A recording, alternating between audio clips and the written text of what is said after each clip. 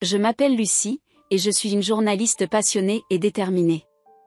Ma vie a pris un tournant inattendu lorsque j'ai été confrontée à un défi que je n'aurais jamais imaginé devoir relever. Tout a commencé avec Fabienne, ma belle-mère, une figure politique influente à Marseille.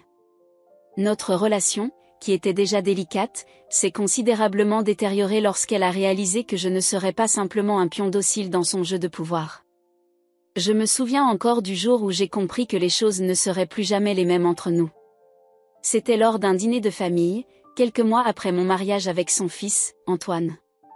Fabienne parlait avec animation de sa dernière campagne, ses yeux brillants d'ambition. « Lucie, ma chère, dit-elle en se tournant vers moi avec un sourire qui n'atteignait pas ses yeux, j'espère que tu comprends l'importance de la discrétion dans notre famille. Ton travail de journaliste pourrait être, disons, un atout pour nous, si tu sais comment l'utiliser correctement. » Je sentis un frisson me parcourir l'échine. « Que voulez-vous dire, Fabienne ?» demandai-je, bien que je craignais de connaître déjà la réponse. Elle fit un geste dédaigneux de la main. « Oh, tu sais, un article ici et là pour mettre en valeur nos initiatives, peut-être quelques interviews exclusives. Rien de bien méchant. » Je pris une profonde inspiration, sentant le regard d'Antoine peser sur moi. « Je suis désolée, Fabienne, mais mon intégrité journalistique n'est pas négociable. Je ne peux pas utiliser ma position pour faire de la propagande, même pour la famille. » Le silence qui suivit fut assourdissant. Le visage de Fabienne se durcit, son sourire se transformant en un rictus glacial. « Je vois, dit-elle d'une voix tranchante comme un rasoir. J'espérais que tu comprendrais l'importance de la loyauté familiale. Il semblerait que je me sois trompée. » À partir de ce moment, je sentis que quelque chose avait changé.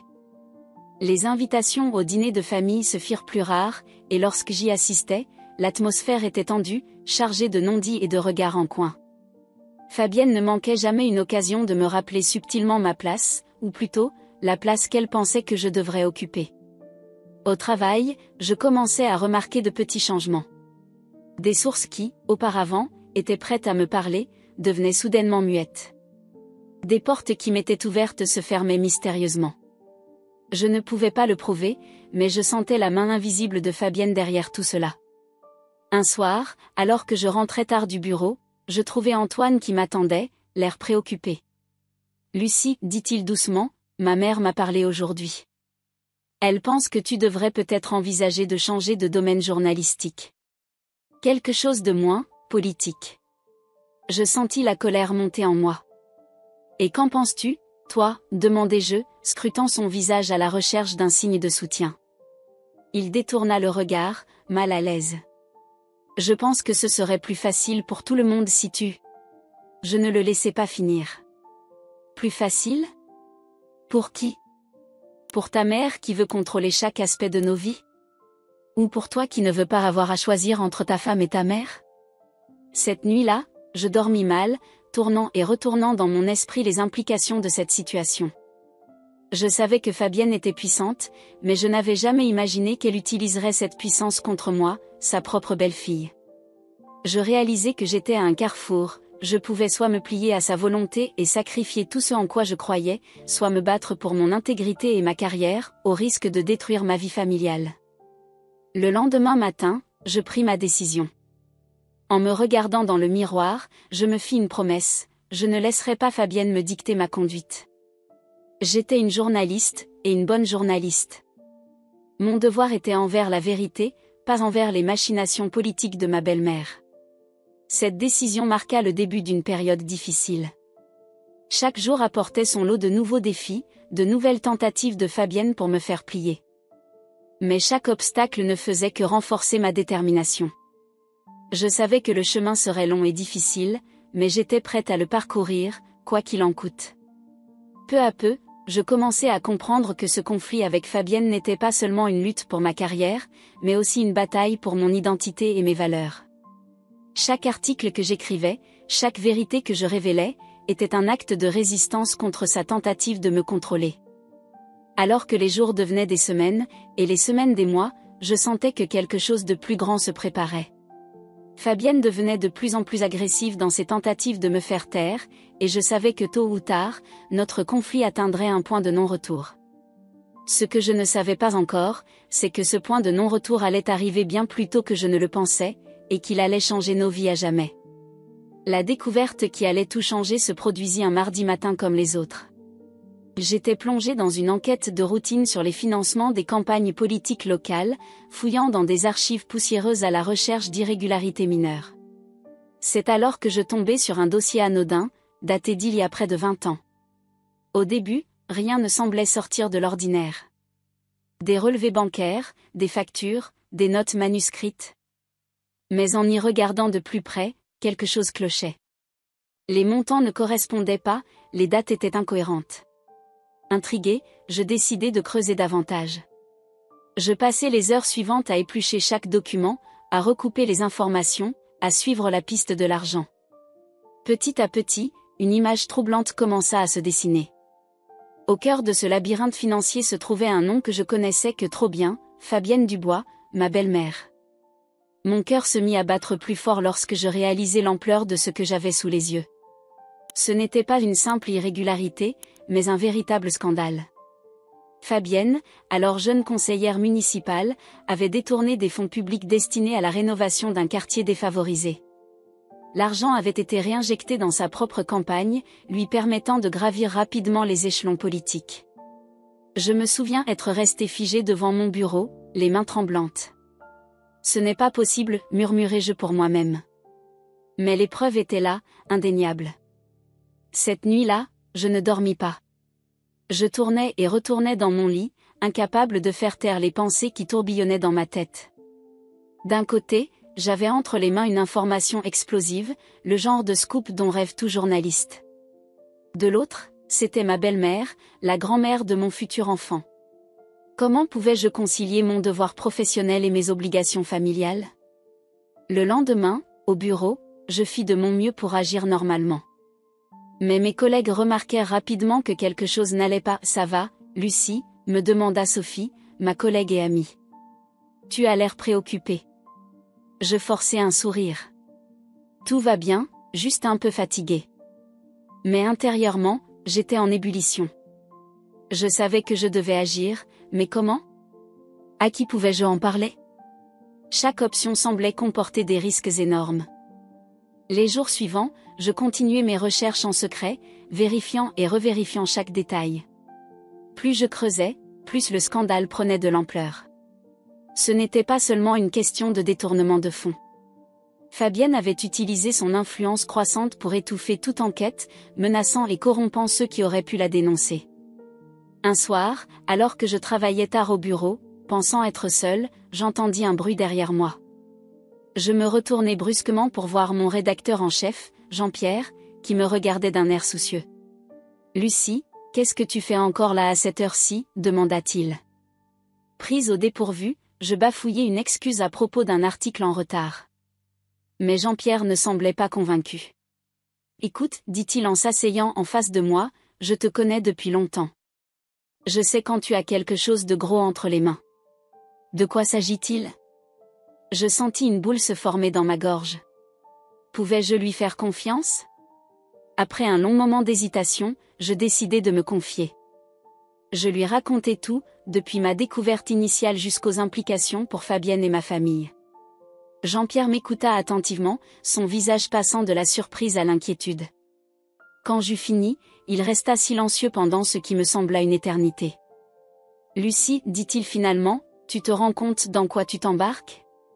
Fabienne Dubois n'est pas n'importe qui. Elle a des connexions partout, y compris dans notre journal. » Je hochai la tête, la gorge serrée. « Je sais. Mais que suis-je censé faire? Ignorer tout ça ?» Jean-Pierre soupira profondément. « Je ne peux pas te dire quoi faire. Mais sois prudente. Très prudente. Si tu décides d'aller au bout de cette histoire, assure-toi d'avoir des preuves en béton. Et surtout, fais attention à toi. » Ces mots résonnèrent en moi pendant des jours. Je savais que j'étais assise sur une bombe à retardement. Si cette information venait à être révélée, elle ne détruirait pas seulement la carrière de Fabienne, mais aussi sa réputation, sa vie. Et par extension, elle affecterait toute notre famille. Chaque jour qui passait rendait la situation plus insupportable. Je voyais Fabienne à la télévision, parlant de son engagement pour la ville, de son intégrité. Chaque mot sonnait maintenant creux à mes oreilles. Un soir, alors que nous dînions en famille, Fabienne parla avec enthousiasme de ses projets futurs, de sa vision pour Marseille. Je sentis son regard se poser sur moi. « Et toi, Lucie ? Sur quoi travailles-tu en ce moment ?» demanda-t-elle avec un sourire qui n'atteignait pas ses yeux. Je sentis mon cœur s'accélérer. Savait-elle ? Avait-elle deviné ? Je répondis vaguement, parlant d'une enquête sur les finances locales sans entrer dans les détails.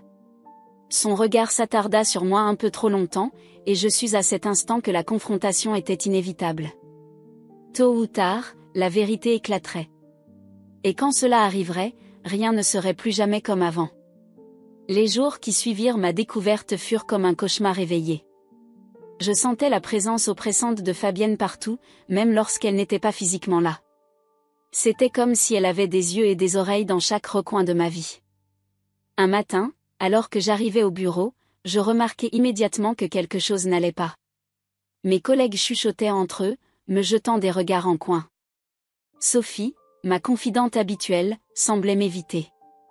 Ce n'est que plus tard dans la journée qu'elle vint me voir, l'air inquiet.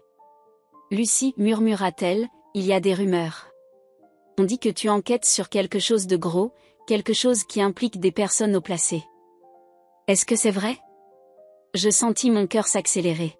« Qui t'a dit ça ?» demandai-je, essayant de garder une voix calme. Sophie hésita. « Je ne peux pas te le dire. Mais fais attention, Lucie. Les murs ont des oreilles ici. » Cette conversation me laissa un goût amer dans la bouche. Comment l'information avait-elle pu fuiter ? Je commençais à réaliser que Fabienne avait probablement des informateurs au sein même du journal.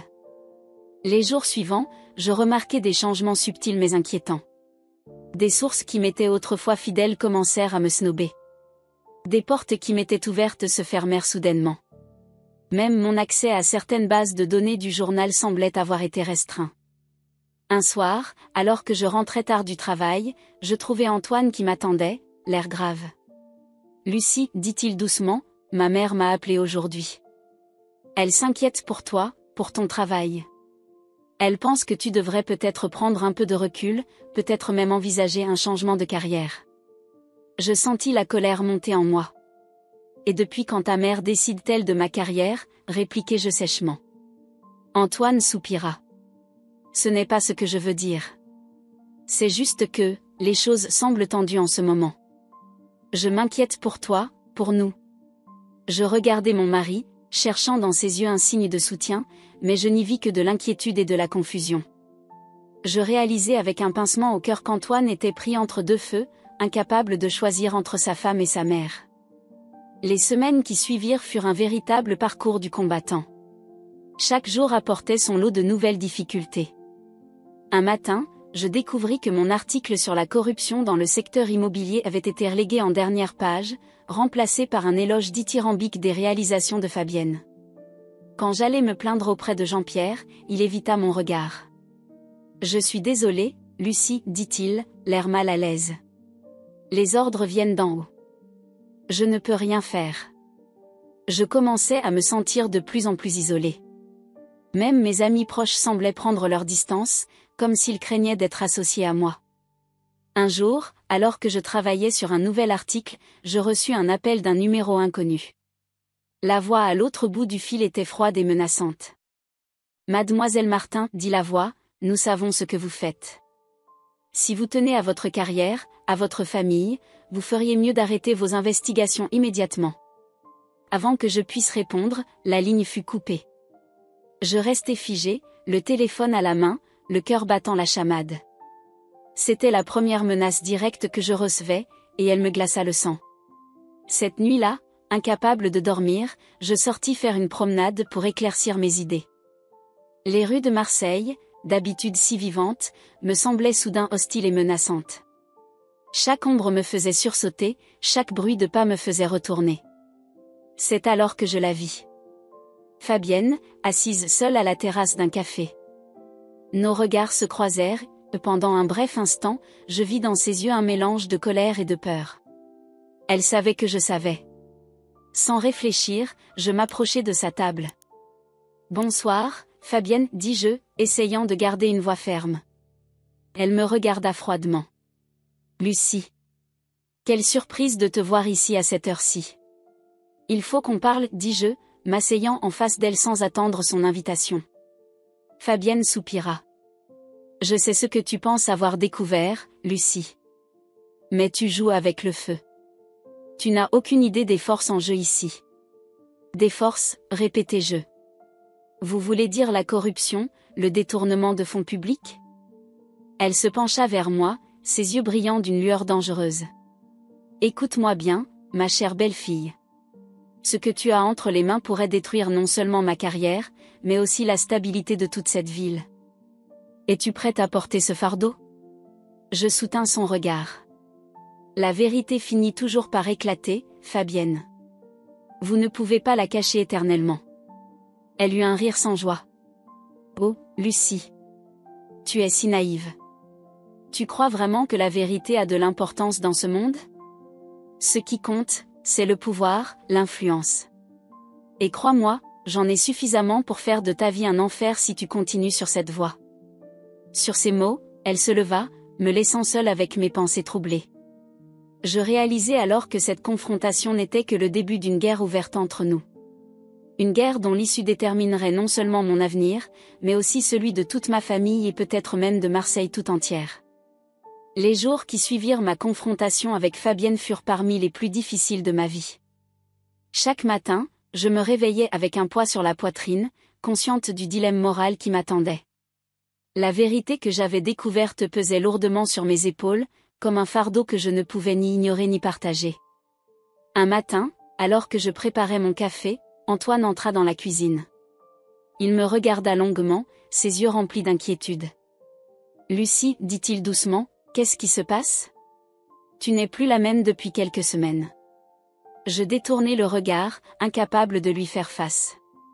Comment pouvais-je lui expliquer que j'étais sur le point de détruire sa mère, de bouleverser notre vie familiale? Ce n'est rien, murmurai-je. Juste du stress au travail. Antoine ne sembla pas convaincu. Est-ce que ça a quelque chose à voir avec ma mère? J'ai remarqué les tensions entre vous deux. Je sentis mon cœur s'accélérer. Antoine, commençai-je, ma voix tremblante, si tu découvrais quelque chose de terrible sur quelqu'un que tu aimes, quelque chose qui pourrait tout changer, que ferais-tu? Il me regarda, surpris par ma question. Je ne sais pas. J'imagine que ça dépendrait de la situation. Pourquoi tu me demandes ça? Je secouai la tête, incapable d'en dire plus. Oublie ça. Ce n'est rien. Mais ce n'était pas rien. Chaque jour qui passait rendait ma décision plus difficile. D'un côté, il y avait mon devoir de journaliste, mon engagement envers la vérité et la justice. De l'autre, il y avait ma famille, mon mariage, la stabilité de notre vie. Au bureau, je continuais mes recherches en secret, rassemblant plus de preuves, vérifiant chaque détail. Mais chaque nouvelle information ne faisait qu'alourdir le poids de ma décision. Un soir, alors que je travaillais tard, Jean-Pierre, mon rédacteur en chef, vint me voir. « Lucie, dit-il en s'asseyant en face de moi, je sais que tu travailles sur quelque chose de gros. Je ne te demanderai pas quoi, mais je vois bien que ça te ronge. » Je levai les yeux vers lui, reconnaissante de sa compréhension. « Jean-Pierre, comment fait-on quand la vérité peut faire plus de mal que de bien? » Il soupira profondément. C'est la question que tout journaliste doit se poser un jour ou l'autre. Il n'y a pas de réponse simple. Parfois, la vérité doit être dite, peu importe les conséquences. D'autres fois, le prix à payer est trop élevé. Ces paroles résonnèrent en moi pendant des jours. Je me surprenais à imaginer les conséquences de mes actes. Si je révélais la vérité sur Fabienne, ce ne serait pas seulement sa carrière qui serait détruite. Ce serait aussi la réputation de notre famille, l'avenir d'Antoine, la stabilité de notre mariage. Une nuit, incapable de dormir, je sortis faire une promenade. Les rues de Marseille étaient calmes, l'air marin apportant un peu de fraîcheur. Je me retrouvai sur le vieux port, regardant les bateaux doucement bercés par les vagues. C'est là que je vis une famille, un couple avec leurs 2 enfants, riant et partageant une glace tardive. Cette scène simple et heureuse me frappa de plein fouet. N'était-ce pas ce que je risquais de perdre? La possibilité d'une vie de famille heureuse, sans le poids de ce secret? Mais alors, une autre pensée me vint. Si je gardais le silence, pourrais-je vraiment vivre avec moi-même? Pourrais-je regarder mes futurs enfants dans les yeux, sachant que j'avais choisi le confort plutôt que la vérité? Les jours suivants furent un tourbillon d'émotions contradictoires. Je passais d'une certitude à l'autre, incapable de prendre une décision définitive. Un matin, alors que je me préparais pour aller au travail, Antoine m'arrêta à la porte. « Lucie, dit-il, son visage sérieux, quoi que tu décides de faire, sache que je serai toujours là pour toi. Je ne sais pas ce qui se passe, mais je vois que c'est important pour toi. Fais ce que tu penses être juste. » Ces paroles me touchèrent profondément. Pour la première fois depuis des semaines, je sentis un peu de clarté dans mon esprit. Ce soir-là, je restai tard au bureau, relisant une dernière fois tous les documents que j'avais rassemblés. Les preuves étaient là, indéniables. Fabienne avait commis des actes répréhensibles, des actes qui avaient nui à la ville et à ses habitants. Alors que je regardais par la fenêtre, voyant les lumières de Marseille scintiller dans la nuit, je réalisais que ma décision était déjà prise. Je ne pouvais pas garder ce secret. La vérité devait être révélée, quelles qu'en soient les conséquences. Mais comment procéder? Comment minimiser les dégâts pour ma famille tout en faisant éclater la vérité? Je savais que les jours à venir seraient difficiles, peut-être les plus difficiles de ma vie. Mais pour la première fois depuis des semaines, je me sentais en paix avec moi-même. Je rassemblais mes affaires, prête à rentrer chez moi. Demain serait un nouveau jour, le début d'un nouveau chapitre dans ma vie. Un chapitre difficile, certes, mais un chapitre nécessaire. Car au final, je réalisais que ce n'était pas seulement une question de journalisme ou de famille. C'était une question d'intégrité, de qui j'étais en tant que personne. En sortant du bureau, je pris une profonde inspiration. L'air de la nuit était frais, porteur de promesses et de défis. J'étais prête à les affronter, quoi qu'il en coûte. Le jour où je décidai d'utiliser mon atout était un mardi matin, gris et pluvieux. J'arrivai au bureau tôt, déterminée à mettre mon plan en action. Après des nuits d'insomnie et de réflexion intense, j'avais enfin trouvé une façon d'utiliser les informations que j'avais découvertes, non pas comme une arme destructrice, mais comme un levier pour le changement. Je m'assis à mon bureau, les mains tremblantes alors que je composais le numéro de téléphone de Fabienne. Chaque sonnerie faisait battre mon cœur plus vite. Finalement, j'entendis sa voix, froide et distante. « Lucie. Quelle surprise de t'entendre si tôt. » Je pris une profonde inspiration. « Fabienne, il faut qu'on parle. En privé. C'est important. » Il y eut un long silence à l'autre bout de la ligne. Je pouvais presque entendre les rouages tourner dans son esprit, essayant de deviner mes intentions. « Très bien, dit-elle finalement.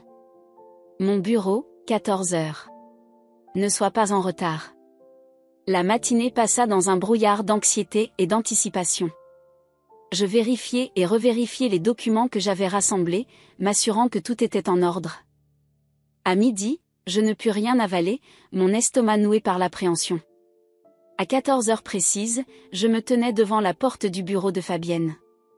Je frappai, entendis son entrée autoritaire, et pénétrai dans l'antre du lion. Fabienne était assise derrière son imposant bureau, l'image même du pouvoir et de la confiance en soi. Mais je pouvais voir une légère tension dans ses épaules, une lueur d'inquiétude dans ses yeux. « Assieds-toi, dit-elle, désignant la chaise en face d'elle. De quoi voulais-tu me parler? » Je m'assis, posant ma sacoche sur mes genoux. « Fabienne, je sais tout. Le détournement de fonds il y a 20 ans, les menaces, les couvertures. J'ai les preuves. » Son visage se figea, mais elle ne dit rien. Je continuai, je pourrais publier tout ça. Ça détruirait votre carrière, votre réputation. Mais je ne veux pas le faire. Fabienne plissa les yeux. Que veux-tu alors? Je sortis un dossier de ma sacoche et le posai sur son bureau. Je veux que vous fassiez ce qui est juste. Voici un plan détaillé pour restituer les fonds détournés, sous forme de projets sociaux pour les quartiers défavorisés. Je veux aussi que vous vous retiriez progressivement de la vie politique, en laissant la place à une nouvelle génération de leaders. Fabienne resta silencieuse pendant ce qui sembla une éternité. Puis, à ma grande surprise, elle éclata de rire. Un rire sans joie, presque amer. « Tu es vraiment naïve, ma pauvre Lucie, dit-elle. Tu crois que c'est si simple? Que je peux juste tout abandonner sur un coup de tête? » Je la regardai droit dans les yeux. Ce n'est pas un coup de tête. C'est votre chance de faire amende honorable, de partir la tête haute plutôt que dans la disgrâce. Fabienne se leva, faisant les 100 pas dans son bureau. Je pouvais voir le conflit intérieur qui se jouait en elle. Finalement, elle se tourna vers moi. Et si je refuse? Je pris une profonde inspiration. Alors je n'aurai pas le choix. Je publierai tout. Mais Fabienne, pensez Y. Pensez à Antoine, à notre famille. Est-ce que ça vaut vraiment la peine de tout risquer? Elle s'appuya contre son bureau, semblant soudain très fatiguée. Tu ne comprends pas, Lucie. Ce n'est pas juste à propos de moi. Il y a d'autres personnes impliquées, des gens puissants. Si je tombe, je ne tomberai pas seule. Je me levai, m'approchant d'elle. Alors c'est l'occasion de faire les choses différemment. De montrer que le changement est possible, même dans le monde impitoyable de la politique. Fabienne me regarda longuement, et pour la première fois, je vis quelque chose changer dans ses yeux.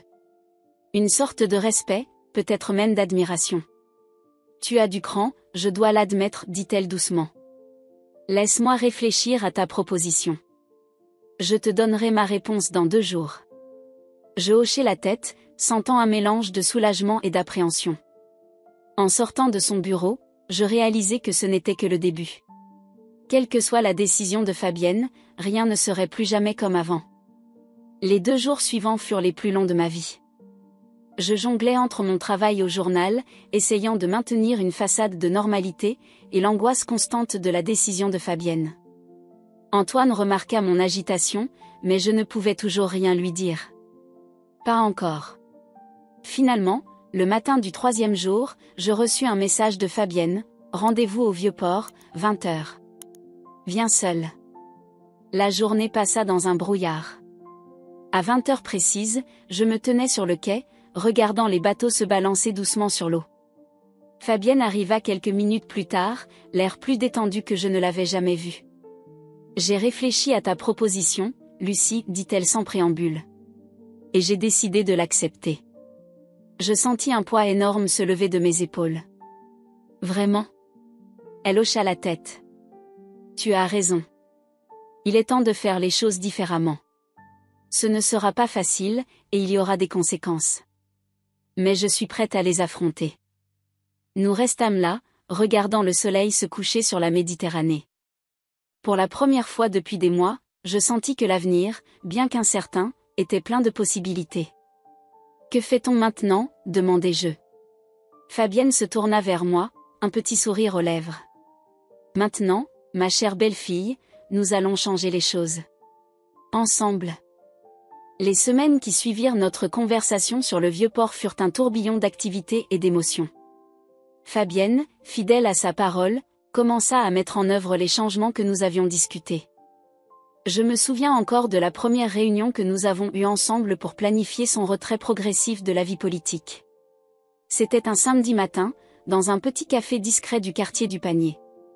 Fabienne arriva, vêtue d'un simple tailleur gris, loin de son habituelle apparence impeccable de femme politique.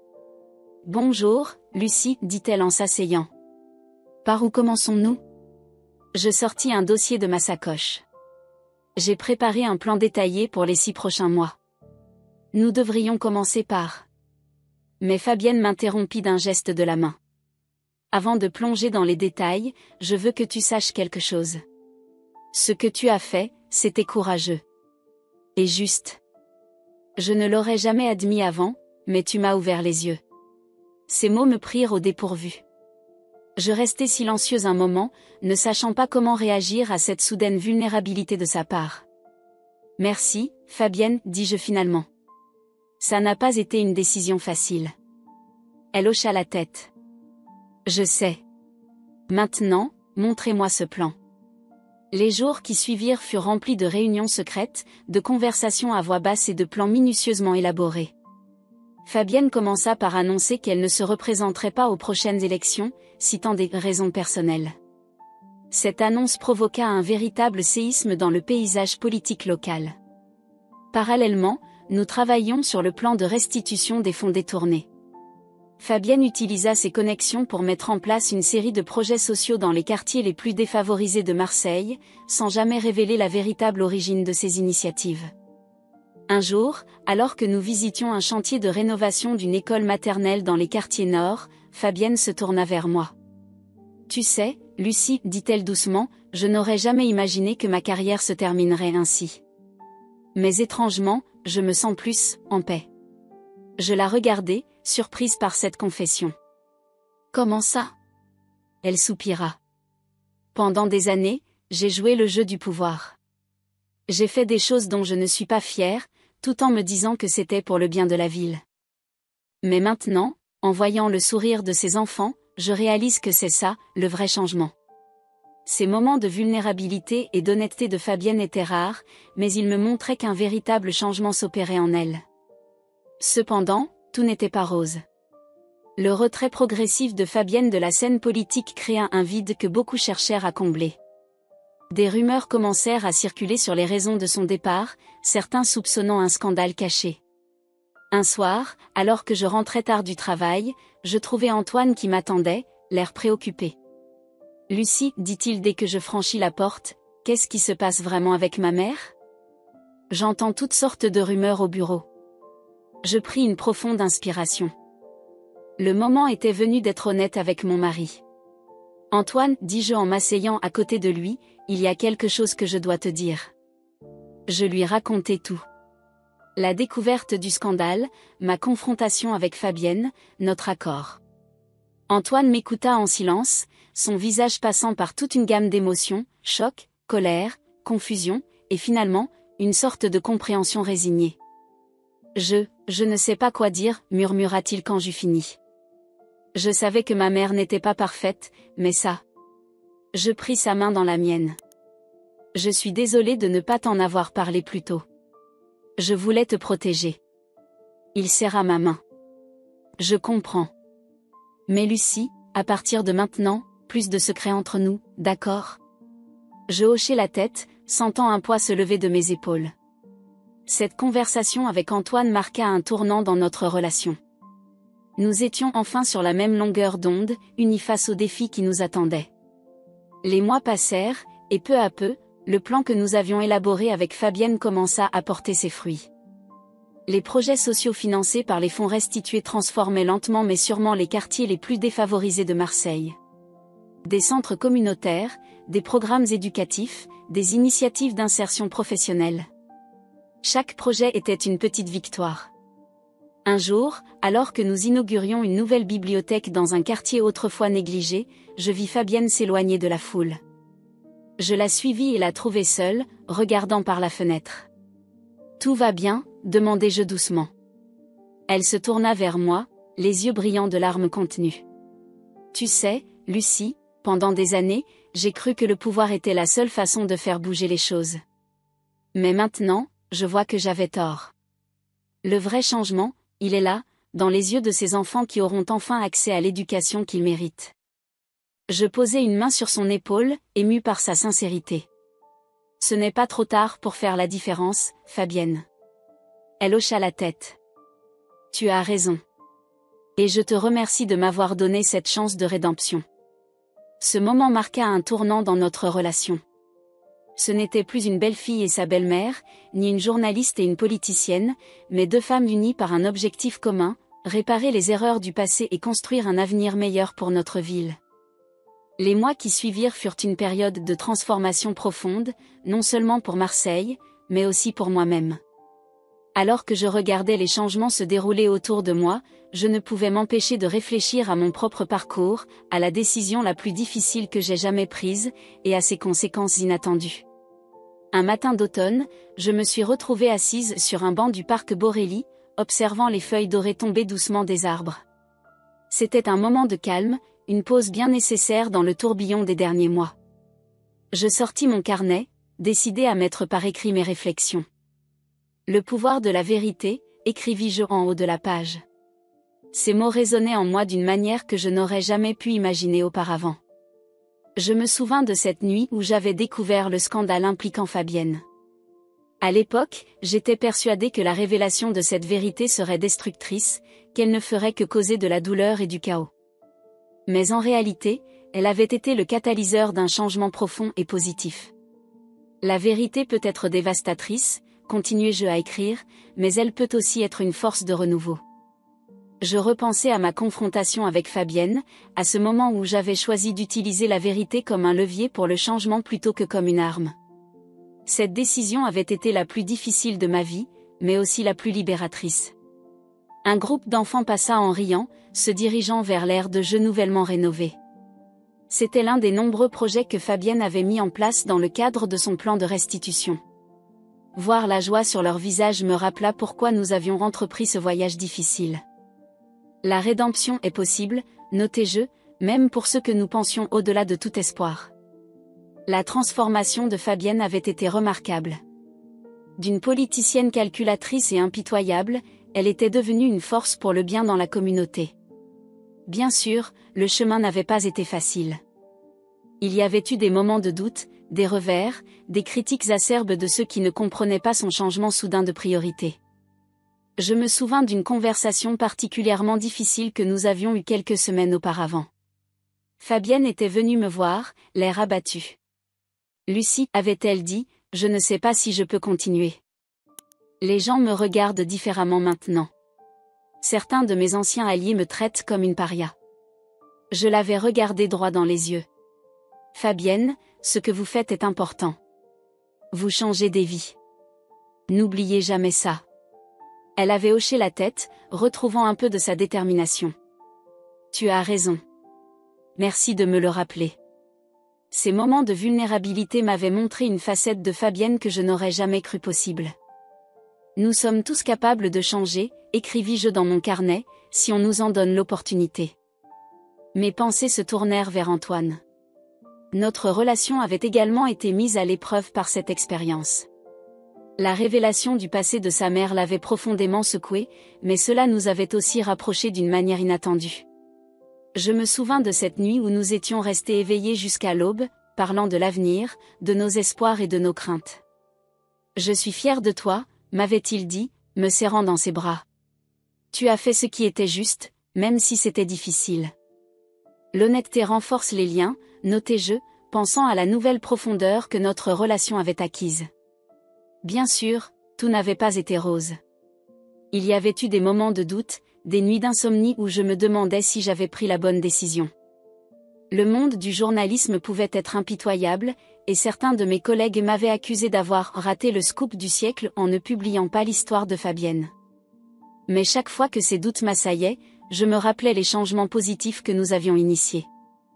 Les nouveaux centres communautaires, les programmes éducatifs, les initiatives d'insertion professionnelle. Chacun de ces projets était une preuve tangible que nous avions fait le bon choix.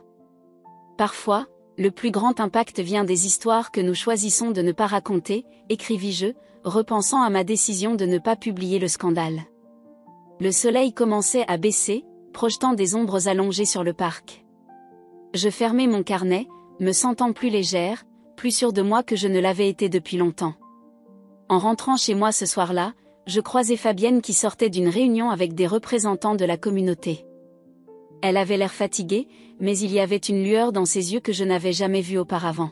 « Bonsoir, Lucie, dit-elle avec un sourire. « Comment vas-tu ? » »« Bien, répondis-je. »« Et vous ?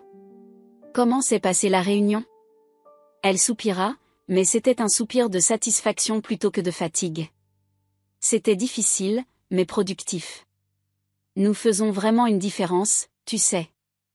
Je hochai la tête, sentant une vague de fierté m'envahir. Oui, nous le faisons. Alors que nous nous séparions, je réalisai que notre relation avait évolué d'une manière que je n'aurais jamais cru possible. Nous n'étions plus adversaires, ni même simplement belle-mère et belle-fille. Nous étions devenus des partenaires dans quelque chose de plus grand que nous-mêmes. Cette nuit-là, en me couchant, je repensais à tout ce qui s'était passé. La découverte du scandale, la confrontation, la décision difficile, les changements. Tout cela avait été un voyage incroyable, parfois douloureux, mais ultimement transformateur. La vérité peut être un fardeau, murmurai-je pour moi-même alors que je fermais les yeux, mais elle peut aussi être le chemin vers la liberté.